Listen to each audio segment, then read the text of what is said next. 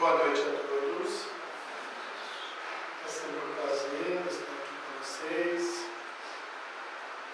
Que Jesus, nosso Mestre, nosso Guia, nosso Irmão Maior,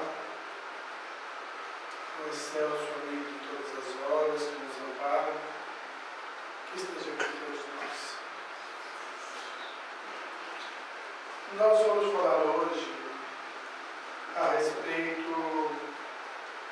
do Espiritismo em nossas vidas. O que ele representa ou o que ele deveria representar. A gente tem um pouquinho de conhecimento a respeito da doutrina, do que ela pode fazer por nós, das situações que experimentamos na vida. Eu acho que esse é o objetivo de todos nós. Porque embora os percalços da vida sempre nos interessem de outra forma as religiões, especificamente a doutrina espírita. Quando Allan Kardec, observando as mesas girantes, se debruçou para estudar o assunto, quando percebeu que aquilo era um pouco mais do que uma força eletromagnética movimentando mesas, ele sabia que havia algo mais ali a ser estudado, a ser pesquisado. E ele não se deteve nos obstáculos que encontrou e enfrentou o desafio que lhe foi proposto. Ele queria desvencilhar esse entendimento para poder deixar caracterizado para nós que há algo mais que uma simples força eletromagnética ou movimentação de nossas vidas, corpos físicos andando por aí. Se a gente começar a ler o Livro dos Espíritos e ver as etapas em que ele transita estudando ali, tudo derivado daquele conceito que ele teve ali naquele instante das mesas girantes, que havia algo mais inteligente que proporcionava que aquelas mesas pudessem dar pancadas e responder às perguntas que lhe eram feitas. Então havia uma inteligência, e era dessa inteligência que ele queria tomar conhecimento. É disso que nós precisamos compreender. Porque, na essência, até ao ponto de Kardec, nós transitamos como espíritos, como seres inteligentes da criação, por diversas etapas, diversas religiões. E muitas delas ficaram pelo caminho e outras resistiram, mas ainda com conceitos obsoletos que precisam ser mudados, precisam ser renovados. Se não na sociedade em que vivemos, mas pelo menos intimamente em nós, que queremos conhecer um pouco mais, que queremos buscar mais conteúdo para satisfazer os nossos questionamentos, as nossas necessidades. Quem não se perguntou ainda, naquele momento de reflexão de onde viemos, quem somos, para onde vamos. Esse é um questionamento simples, lógico, porque muitos de nós transitamos ali pelo materialismo, onde o nada era o futuro. A vida era só questão de aproveitamento, de prazer, de sensações, cujo aproveitamento e lazer, a morte por fim. Mas é duro a criatura passar a vida inteira e ao final dela se imaginar que tudo aquilo não houvera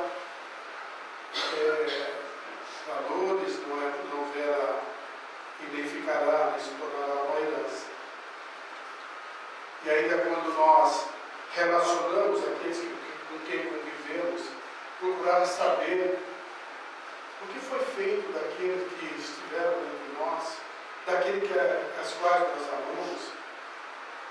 Será que um dia os veremos? Saber disso vagamente é pouco, né? Porque tudo isso acaba estabelecendo em nós uma crença, né? Uma fé.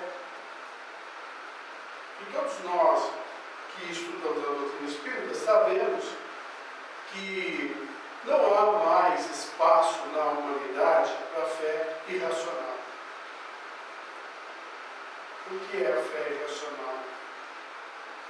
É aquela que acreditamos nas situações colocadas pelos seres que compartilham a religião ou que têm o poder da religião, e muitas vezes com atrativo para, ou de outra forma, não diríamos nem atrativo, mas de outra forma, com situações de medo, de pânico, de terror, para nos deter junto a essas religiões, com a preocupação de um futuro que eles mesmos acabam não correspondendo ou não atribuindo como verdades os seus conceitos. É gozado que muitas pessoas,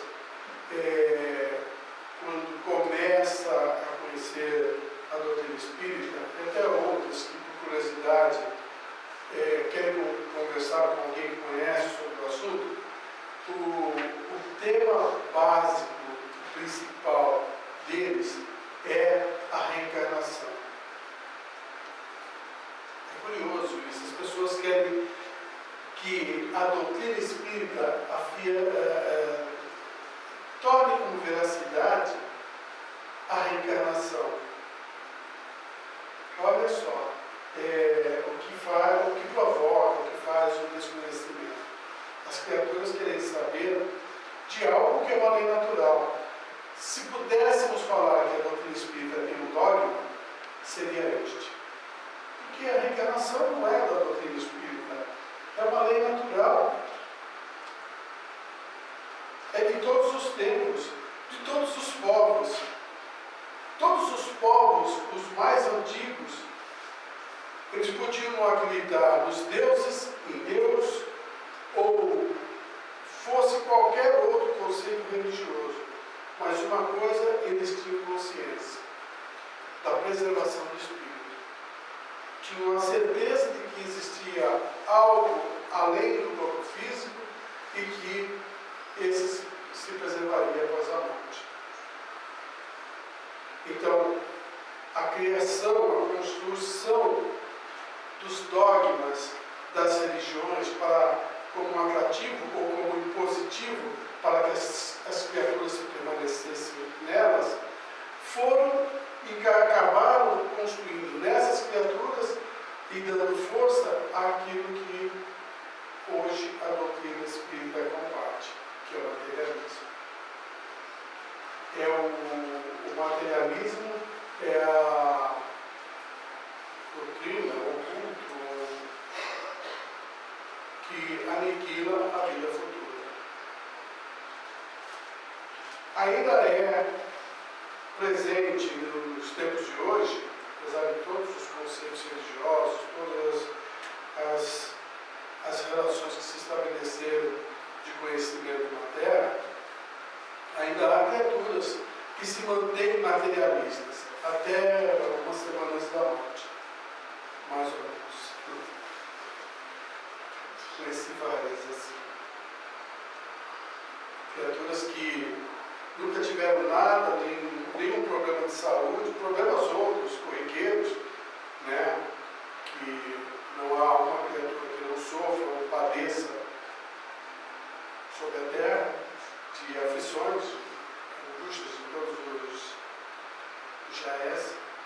Só que alguns conseguem transitar sem enfermidade. E aí, na primeira enfermidade, já quando a idade já está avançada, percebem que o organismo físico é atingido e aquilo poderá sucumbir a qualquer momento, quando saem para o hospital, pegam a primeira Bíblia, colocam que encontram, colocam embaixo do braço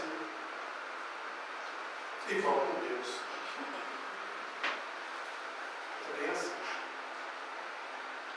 Então, a doutrina espírita, na questão 799 do Livro dos Espíritos, nos fala, Allan Kardec fala, qual é o grande objetivo da doutrina espírita. É exatamente combater o materialismo. Porque o materialismo, ele aniquila a vida futura. Aniquilando a vida futura, está aniquilando com todas as nossas esperanças, com todo o sentido criativo do bem da qual nós nos propomos a fazer. E não é simplesmente por mera satisfação, não. É por entendimento, por crescimento de valores mesmo. Então, a criatura que não tem esse objetivo ou não tem a crença na vida futura, para e começa a pensar: para que eu vou ser bom? Por que eu não vou fazer que nem aqueles outros que não estão nem um pouco preocupados com o seu semelhante e o surfam assim, exageradamente? Né? Então, acaba desmotivando a criatura a busca do bem. Né? Então, a doutrina espírita, ela vem nos trazer, vem nos revelar que a vida continua. Embora a gente não possa, como dissemos, porque não é lei do Espiritismo, a reencarnação, é uma lei de Deus, é uma oportunidade que Deus concede aos espíritos para que eles possam crescer gradativamente. Né? Então, embora a doutrina espírita não tenha que justificar, muitas vezes já se provou que esse processo reencarnatório é presente em nossas vidas.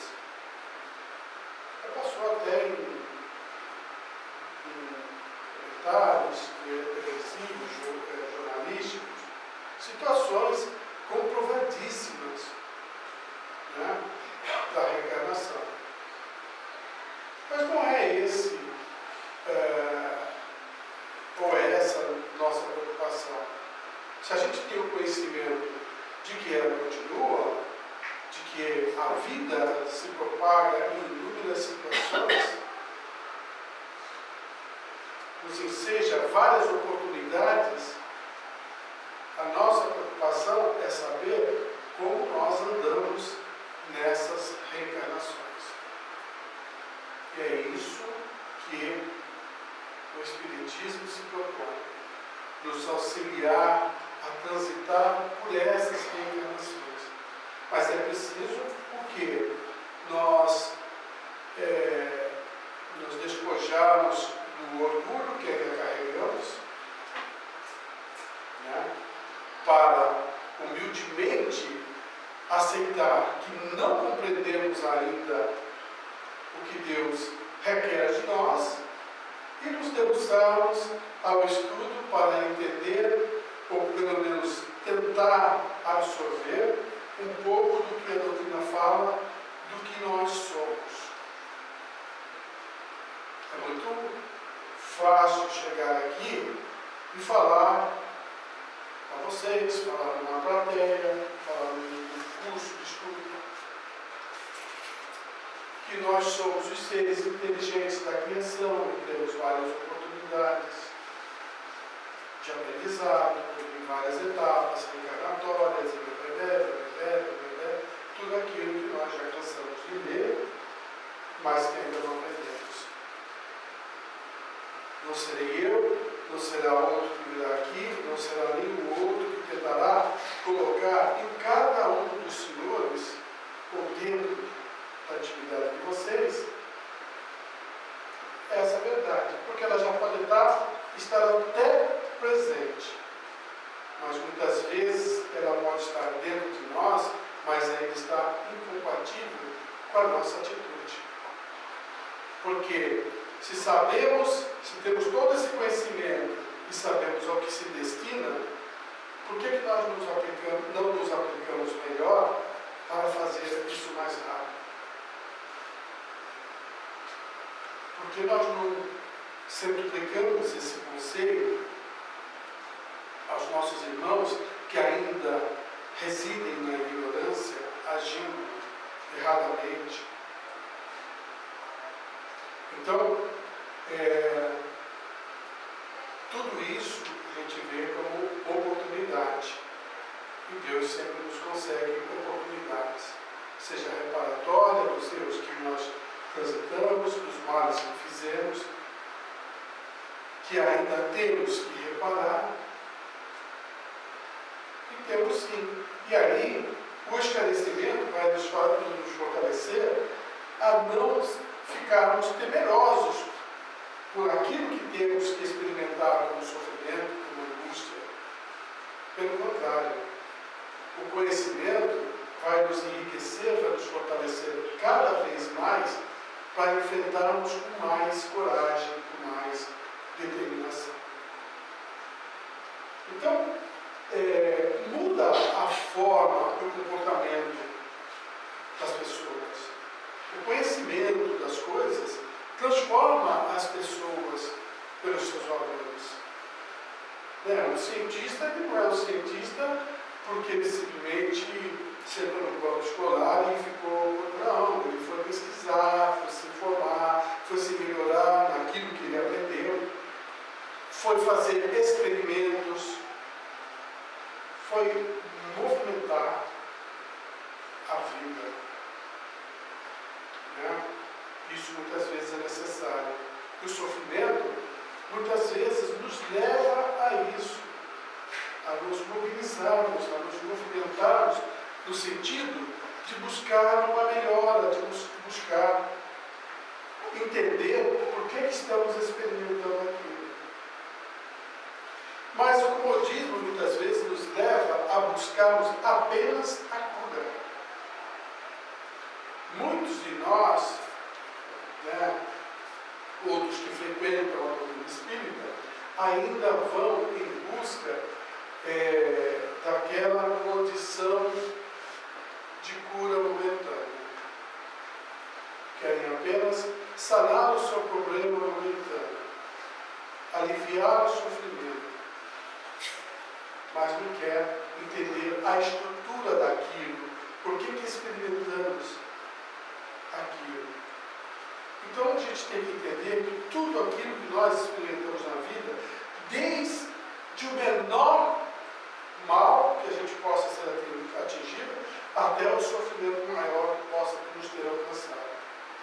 Todos eles têm um significado, uma importância em nossas vidas. Aquele programa da chuva, do sol, nosso descontentamento em geral, nós estamos inconformados ou insatisfeitos e inveterados. Nada atende à nossa necessidade. Sempre temos uma queixa. Nós nunca nos adequamos e não buscamos entender por que estamos experimentando aquilo. Pelo contrário, nós só nos queixamos que estamos passando por aquilo. Queremos uma solução mágica. O Espiritismo não é isso. O Espiritismo não é essa religião miraculosa que resolve os nossos problemas rapidamente ou ilusoriamente. O catolicismo experimentou esse problema lá na Idade Média, quando as criaturas procuravam a religião e aqueles que tinham valores chegavam lá, para suprir os seus erros e não ter que experimentar pelos sofrimentos, culpavam as indulgências. Por isso que Martinho Lutero se rebelou contra o catolicismo. Por quê? É uma coisa muito fácil. Nós vivíamos, e eu digo vivíamos porque nós transitamos por isso, como seres em evolução, transitamos certamente nessa reencarnação. Experimentamos a Idade Média. Né? E ali, muitos de nós estávamos iludidos do puro materialismo. Eu vou ser feliz. O que eu tenho é para comprar minha felicidade. Então eu vou errar bastante hoje, chego lá e compro uma indulgência, está tudo resolvido.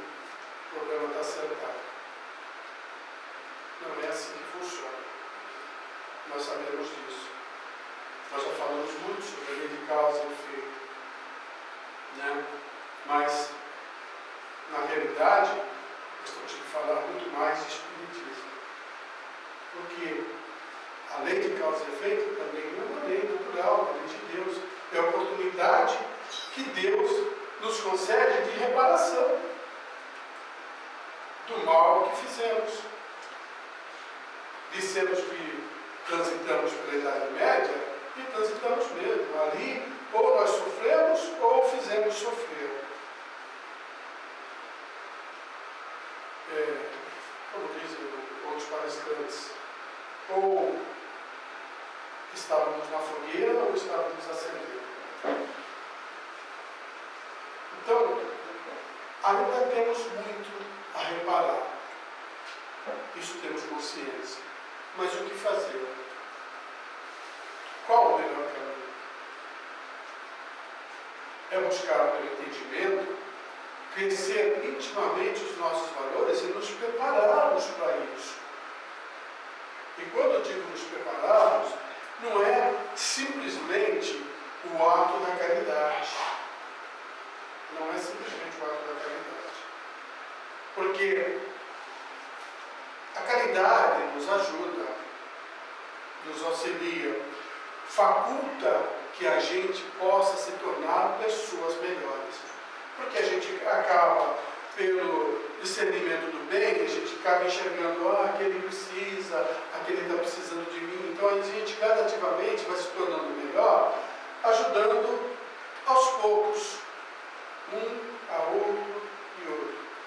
Mas isso é um longo percurso. Tá? Não é Antônio que está falando, nem só a doutrina espírita. Tiago, o apóstolo de Cristo, já dizia lá ao seu tempo. Né?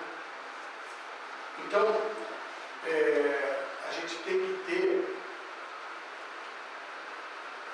o discernimento de que é preciso renovar os nossos valores, o nosso conhecimento em relação ao que a doutrina espírita oferece-nos de bom para vencermos essas etapas. E ali nós vamos encontrar na doutrina espírita todo esclarecimento de que necessitamos. Allan Kardec se preocupou não só nos informar da essência que somos, como seres inteligentes da criação, do supremo poder de Deus, da sua justiça e da sua misericórdia, assim como se estabelece a vida nas etapas evolutivas, nos erros que cometemos. Então vamos compreender que o mal não é em absoluto algo criado por Deus.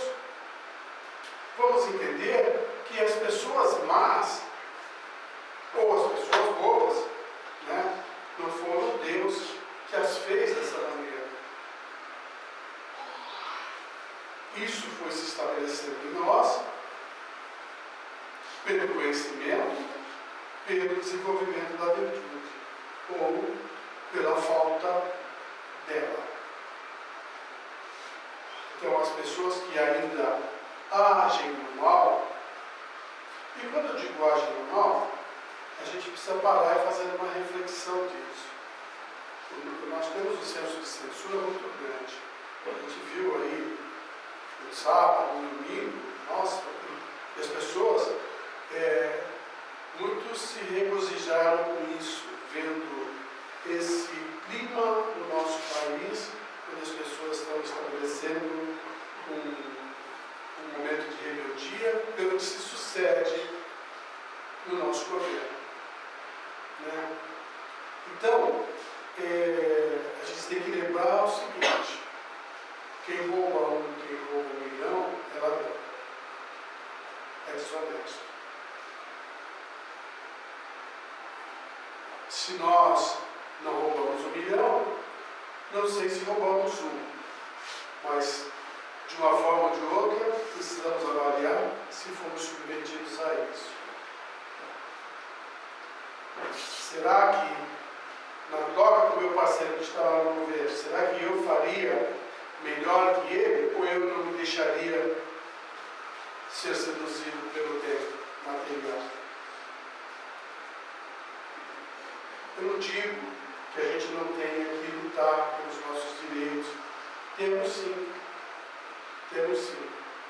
Mas quando o nosso direito é escrachar, é humilhar o nosso semelhante, é preciso que a gente avalie bem o ensinamento de Jesus. Né? Porque ele diz claramente: aquele que o fizer dessa maneira, da mesma maneira será medido, será avaliado. Não podemos esquecer, e vamos lembrar mais uma vez, que a doutrina espírita fala que todos nós somos espíritos em evolução, que temos muitos males ainda, das quais não tivemos coragem de ressarcir nessa reencarnação. Aquele mal que nós fizemos lá, vai que lá na Idade Média a gente fazia a mesma coisa. Um dia nós seremos avaliados por isso. E não será Deus que nos avaliará. Não será Deus quem nos acusará. Porque a doutrina espírita nos diz que a lei de Deus está escrita em nossa consciência. Será um dia nós, por avaliarmos aquilo que fizemos, nos sentiremos diante de nós mesmos réus, necessitando de reparo, de punição. Nós seremos os nossos juízes. Agora, se hoje eu condeno esse que faz dessa maneira, porque está visível aos meus olhos, quando estiver evidente minha lembrança, terei que ter o mesmo critério de julgamento a mim mesmo.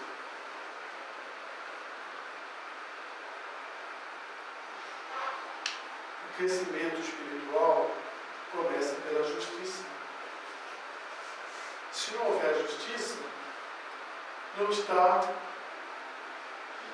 plenamente definido o amor ao meu semelhante. Deus nos ama porque Ele é justo para conosco. Nos dá oportunidades. Nos dá o livre-arbítrio. Faça o que você quiser, mas nos dá a responsabilidade. Então, essa avaliação que nós fazemos é por conta daquilo que aprendemos, daquilo que conhecemos e que procuramos entender. Então, os espíritos, quando evoluem, quanto mais eles crescem espiritualmente e mais vão transitando por mundos mais elevados, mais altivos, eles não se tornam poderosos, eles se tornam complacentes, muito mais complacentes. Então o espírito que está lá em Saturno, não era assim? Assim, puxa, como aquele espírito ainda está na adolescência, na infância da espiritualidade. Somos espíritos crianças aprendendo ainda, gatinhando, tentando e esperando que algum deles nos repreenda para que a gente possa tomar conhecimento, tomar sentido,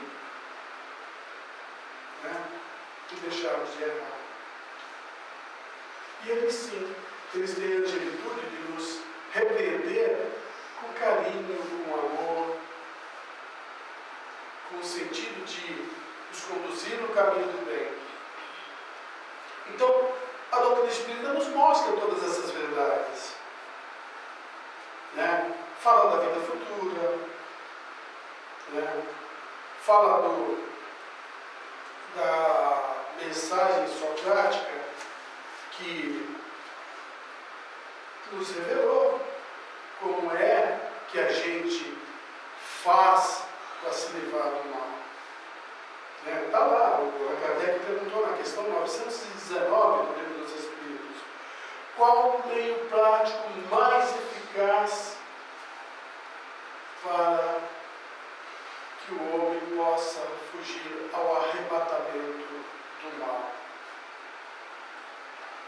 E a resposta foi curta e simples.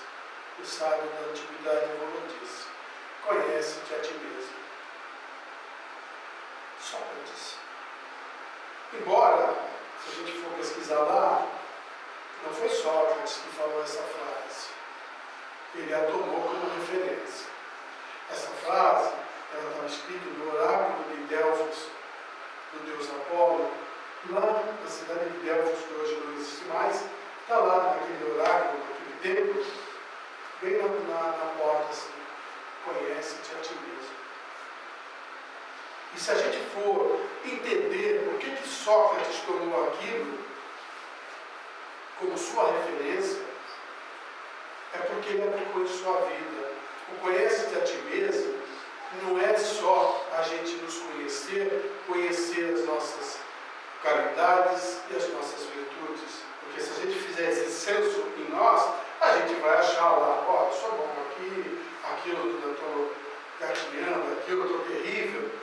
E assim sucessivamente, a gente vai achar os pontos fortes, os pontos bons e os pontos maus.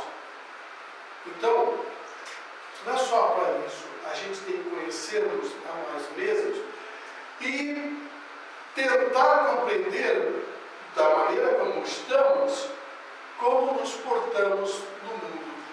Ou seja, temos que conhecer o mundo em que participamos. Como essa minha parte má ainda prejudica o mundo? E como a minha parte boa pode ser essencial ou útil para o mundo? Então, é um conjunto. Nós temos que nos colocar nesse universo em que nós estamos, entendendo como nós estamos, como nós somos. Foi isso que Sócrates fez. E foi essa a referência. Quando Allan Kardec pergunta qual é o meio prático, ele não perguntou qual é a teoria melhor. Perguntou o meio prático de se praticar, de se fazer. E é preciso que nós façamos. Nos coloquemos no mundo, entendendo o que podemos ofertar ao mundo e o que nós podemos ainda e o que nós estamos sendo perniciosos no mundo. É essa avaliação sem censura de nós mesmos, né?